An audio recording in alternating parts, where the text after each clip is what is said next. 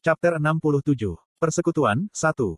Setelah menyelesaikan pelatihan malamnya, Kim Suho menuju ke kafetaria Kyuup. Meskipun Kyuup memiliki beberapa restoran dan kafe, kafetaria adalah satu-satunya tempat para kadet dapat makan secara gratis.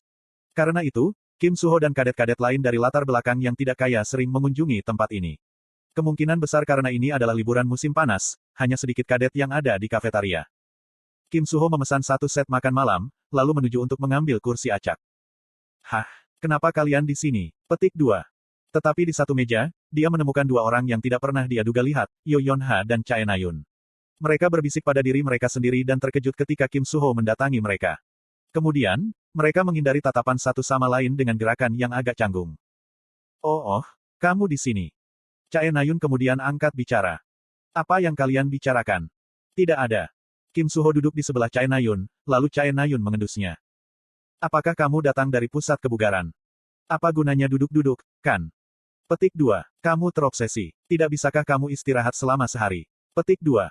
Chae Na-yun menyipitkan matanya. Daripada itu, kenapa kalian di sini? Saya pikir Anda tidak suka makanan kafetaria. Petik 2. Kim Suho tidak bisa mengerti apa yang dilakukan Chae Na-yun di sini. Dia terkenal karena memakannya setiap kali makan di restoran. Tidak ada yang mengira akan melihatnya di kafetaria akademi. Iya, aku menyadari selama ujian akhir bahwa pilih-pilihanku bisa menjadi merugikan. Chae Na-yun berbicara dengan nada serius, tetapi Yo Yonha segera menambahkan tusukan tajam. Kamu berhenti makan setelah 3 sendok. Petik 2. Aku tidak lapar.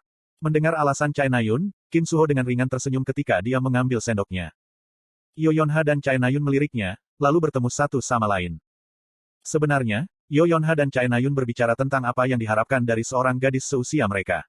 Topik pembicaraan mereka adalah orang yang menjadi pusat banyak emosi dan misteri, Kim Ha-jin. Tiba-tiba, Yo Yonha memiliki pikiran nakal. Dia menepuk pundak Kim Suho. Kim Suho. Apakah kamu dekat dengan Kim Ha-jin? Chae Na-yun bereaksi keras terhadap pertanyaan Yo Yonha. Dia mengerutkan alisnya dan menatap Yo Yonha. Sementara itu, Kim Suho menjawab. Tidak, aku tidak sedekat itu. Tapi kamu mungkin yang paling dekat dari semua taruna pria. Hah? Mendengar kata-kata ini, Kim Suho memiringkan kepalanya. Sudut mulut Yo Yonha melengkung ke atas sambil tersenyum. Bukankah itu aneh? Dari semua orang di kelas kami, hanya beberapa yang berbicara dengan Kim Ha-jin. Baik itu laki-laki atau perempuan, Kim Ha-jin tidak pernah mendekati mereka terlebih dahulu, dan dia merespons dengan dingin kepada siapa saja yang mendekatinya, mengusir mereka. Petik 2. Pada titik ini, wajah Chae Na-yun berkerut. Yo Yonha tampaknya berencana memberitahu Kim Suho tentang semua yang mereka bicarakan. Tapi ada satu orang yang sangat tertarik dengan Kim Ha-jin. Bisakah Anda menebak siapa? Kim Suho menatap Yo Yonha sejenak, lalu tersenyum tipis. Tentu saja, aku tidak sepadat itu. Sangat. Sementara itu, Chae Na-yun menghela nafas dengan perasaan campur aduk dan memijat pelipisnya. Di sisi lain, wajah Yo Yonha dipenuhi dengan antusiasme yang lebih besar. Siapa ini? Alih-alih menjawab, Kim Suho memandang Chae Na-yun. Chae Na-yun juga melihat kembali ke arah Kim Suho. Mata mereka bertemu, dan itu sudah cukup sebagai jawaban. Petik 2. Chae Na-yun mengepalkan kepalanya dan bersandar di sandaran kursinya. Kemudian, seolah-olah dia menemukan tandingan, dia menghadap Yo Yonha dengan mata berbinar. Tunggu, Yo Yonha, bukankah Kim Ha-jin dekat denganmu pada awalnya? Namun, Yo Yonha langsung menangkis tandingannya. Dia mendekati saya karena dia menginginkan sesuatu dari saya. Seperti yang dikatakan Chae Na-yun, Kim Ha-jin telah mendekatinya terlebih dahulu. Namun, minatnya menghilang sepenuhnya begitu dia menerima Desert Eagle. Tentu saja, Yo Yonha tidak kecewa atau sedih. Sebenarnya, itu adalah pertukaran yang jelas yang disukai Yo Yonha. Setelah mengalahkan argumen Chae Na-yun, Yo Yonha dengan cepat bertanya lagi. Jadi apa yang akan kamu lakukan? Melakukan apa? Chae Na-yun tidak menjawab. Dia khawatir tentang Kim Suho yang duduk di sebelahnya.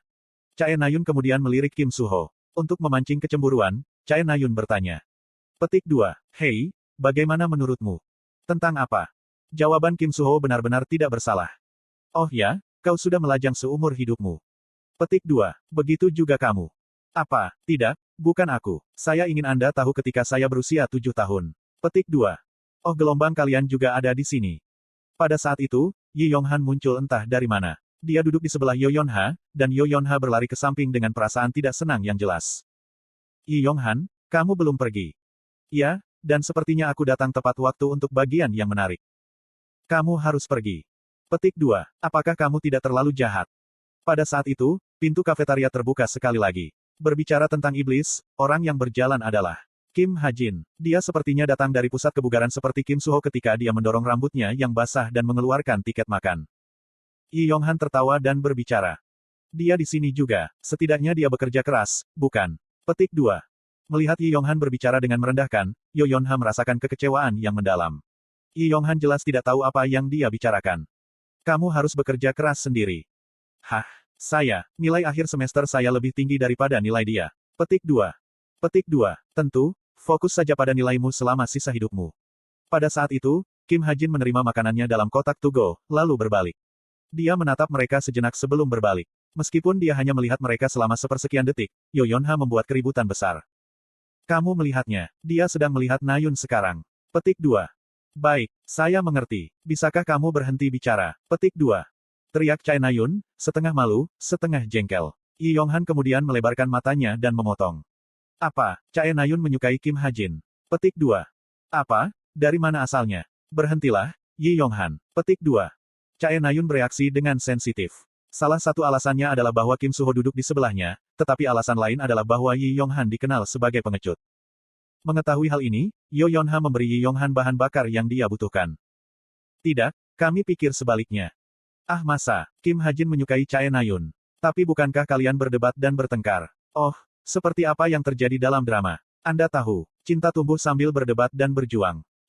Kurasa jarak kekuatanmu terlalu jauh untuk itu. Benar, peringkat 4 dan peringkat 934 terlalu jauh. Petik 2. Merasakan niat membunuh mematikan Chae Nayun, Yi Yonghan dengan cepat mengubah nadanya di tengah pidatonya. Abaikan. Setelah mengatakan dengan sengit, Chae Nayun melirik Kim Ha-jin, murni karena penasaran. Tapi Kim Ha-jin kebetulan melihat mereka lagi, dan mata mereka bertemu. Chae Nayun dengan cepat mengalihkan pandangannya, lalu menggaruk wajahnya dengan canggung. Tanda hubung. Kesenjangan kekuatanmu terlalu jauh untuk itu. Benar, peringkat 4 dan peringkat 934 terlalu jauh. Apa yang mereka bicarakan? Saya hanya mendengarkan pada akhirnya, jadi saya tidak bisa mengerti apa yang mereka bicarakan. Tetapi saya tidak keberatan karena sepertinya mereka tidak menyadari bahwa saya memiliki makanan 2 orang. Saya tidak lagi peduli tentang orang yang berbicara tentang saya di belakang saya. Saya mengambil kotak yang harus dibawa dan kembali ke kamar saya. Segera setelah saya membuka pintu, Evandel bergegas mendatangi saya. Aku cepat-cepat menutup pintu. Ayah gelombang. Bukan ayah, paman. Setelah mengambil Evandel dan membiarkannya duduk di lenganku, aku meletakkan kotak-kotak yang harus diletakkan di atas meja dapur. Aku membawa makanan, tetapi sebelum kita makan, mari kita uji apa yang kita lakukan. Tidak. Aku meletakkan Evandel di sofa. Meskipun Evandel tidak perlu mengkonsumsi makanan seperti manusia, dia sepertinya menyukai rasanya, jadi saya menyiapkannya. Oke, pertama, coba yang ini. Menggunakan jam tangan pintar saya memproyeksikan gambar kucing yang menggemaskan. Evandel kemudian bertransformasi menjadi kucing dalam gambar. Selain rambutnya yang pirang, dia tampak seperti kucing di gambar. Oh gelombang bagus. Selanjutnya adalah ini, seekor burung.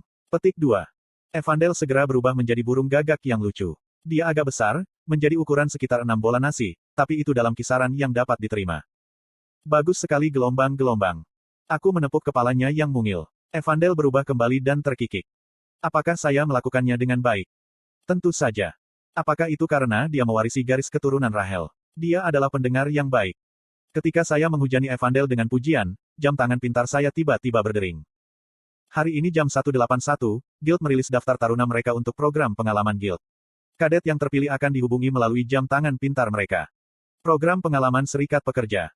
Persis seperti apa suaranya. Program ini memungkinkan para kadet, yang tidak memiliki hal-hal untuk dilakukan selama istirahat, mengamati para pahlawan yang bekerja di Guild. Tapi ya, itu bukan sesuatu yang membuatku khawatir. Dalam urutan pangkat, Guild di Korea diberi hak untuk memilih 3 taruna dari taruna tahun pertama dan kedua.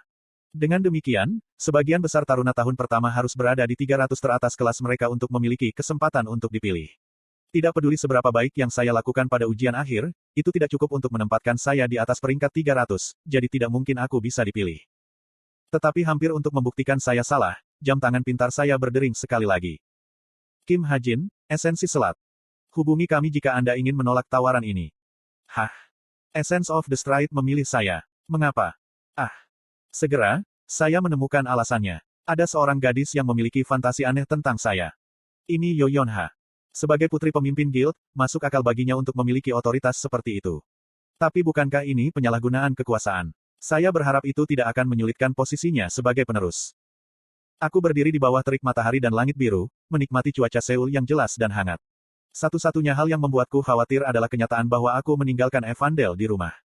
Saya mengatakan kepadanya dengan tegas untuk tidak meninggalkan ruangan, tetapi saya masih merasa tidak nyaman. Apakah ini yang dirasakan semua ayah? Anda di sini. Saya sedang menunggu di Gwanghwamun Plaza, dan segera, Yo Yonha mendatangi saya. Memandangku, dia memiringkan kepalanya. Wow, ini tidak terduga. Apa yang? Saya pikir Anda akan menolak tawaran itu. Seperti yang dia katakan, aku berencana untuk menolak tawaran itu pada awalnya, tetapi tiba-tiba aku menjadi penasaran tentang pekerjaan seperti apa yang dilakukan pahlawan. Pasti ada hal-hal selain yang telah saya tetapkan.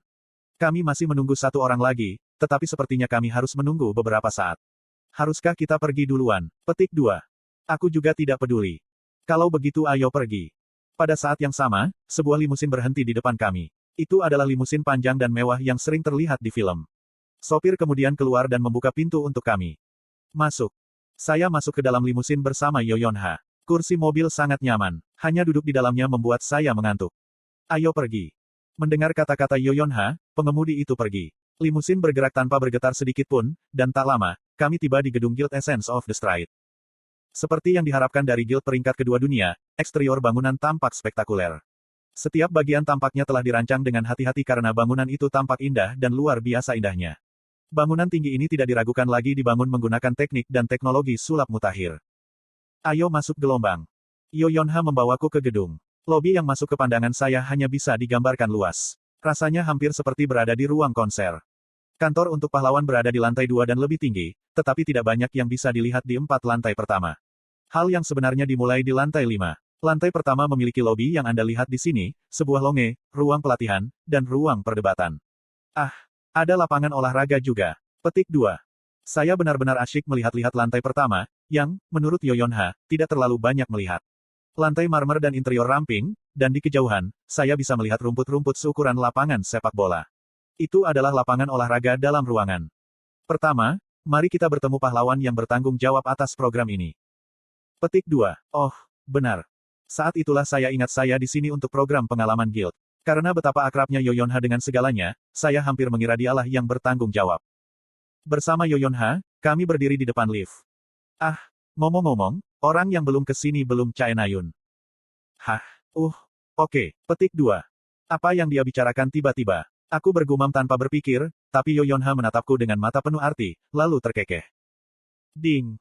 Lift kemudian tiba, dan Yo Yonha masuk dan menekan tombol lantai 3.